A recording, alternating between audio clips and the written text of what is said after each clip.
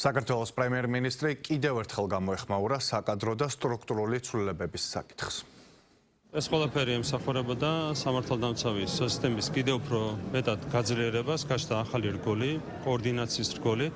ამ ფუნქციას მამუკა მდინარაძე მანამდეც ასრულებდა ოღონდ კონკრეტული უწყებიდან, ეს იყო ფაქტობრივი მდგომარეობა.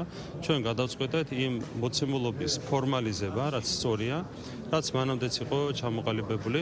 რეალურად იქნება დამოუკიდებელი სტრუქტურები. თქვენ იცით, რომ ამ ერთი წლის განმავლობაში გვაქვს საფუძვლიანი ცვლილებები, ფუნდამენტური ცვლილებები ყველა მიმართულებით. თქვენ ნახეთ, რომ კორუფციული დანაშაულის წინააღმდეგ ბრძოლის კუთხით, ორგანიზებული დანაშაულის წინააღმდეგ ბრძოლის კუთხით, ნარკოტიკული დანაშაულის წინააღმდეგ ბრძოლის კუთხით და სხვადასხვა მიმართულებით გვაქვს ფუნდამენტური ცვლილებები მიგრაციული პოლიტიკის უკეთ აგეგმვის კუთხით.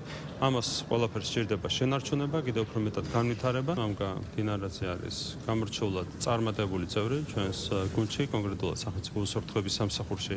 მისი საქმიანობა იყო გამორჩეულად წარმატებული, მათ შორის კორუფციასთან ბრძოლის კუთხით, ტერორისტული მიმართულებით და ასე შემდეგ. ყველა მიმართულებით მის საქმიანობა იყო ძალიან წარმატებული, ძალიან მნიშვნელოვანი სისტემური ცვლილებები განახორციელა მან სამსახურში. ეს არის განსხვავებული ფონი, შესაბამისად, განსხვავებულ ფონზე სამომავლო განვითარებაც იქნება განსხვავებული. მას მოემსახურება მთლიანად მთავრობის ადმინისტრაციის რესურსი, როგორც პრემიერ-მინისტრს ემსახურება მთავრობის ადმინისტრაციის რესურსი, ანალოგიურად მოემსახურება ვიცე-პრემიერსაც, სახელმწიფო მინისტრსაც. გამოწვევები რჩება საკმაოდ ბევრი. ყველა მიმართულებით არის ყურადღება და სიფრთხილე საჭირო. ხო, ანუ საფრთხები არსად წასულა და თქვენ ხედავთ რა მძიმე ვითარება ზოგადად გლობალურად ჩვენს რეგიონში, ჩვენს გარშემო.